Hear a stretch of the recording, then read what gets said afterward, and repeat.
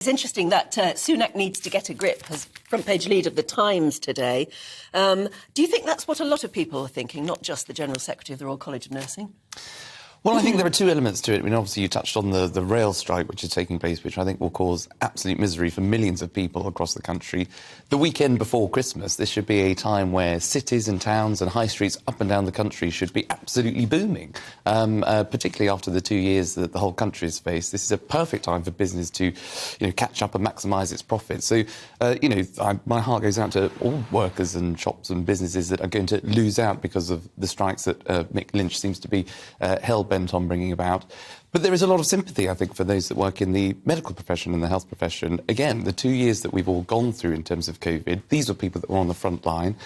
These were the people that, have demonstrated that they've given the most to this country to protect us all, to keep us all safe during COVID. So I think there'll be more sympathy for those that are in the medical profession, that are on the front line, and indeed are having to strike.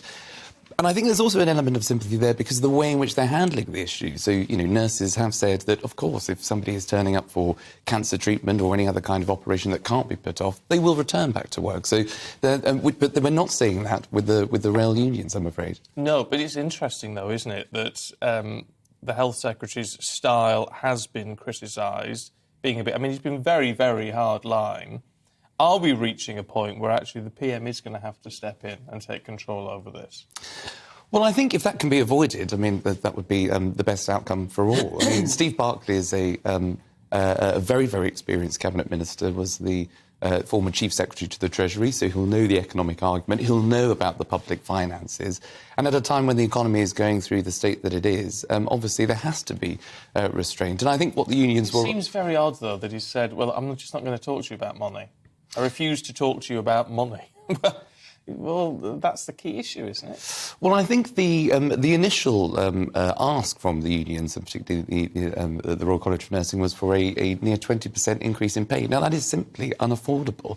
And I think, everybody's made sacrifices over the last couple of years, and everybody knows the state of the finances and the way that the economy is currently working, where that is simply unaffordable, and therefore... That's the way you negotiate, isn't it? You go in high, expecting to be argued down a bit, don't you? But if he's actually saying, no, I simply won't talk to you because that's your opening gambit, then we're at a stalemate that nobody's going to break. Well, you would hope then that the next chess piece of the puzzle would be that the unions sort of recognise, OK, perhaps that 20% isn't going to happen because of the state of the nation's finances, and they will propose another offer. But and we'll just have to see how those conversations go.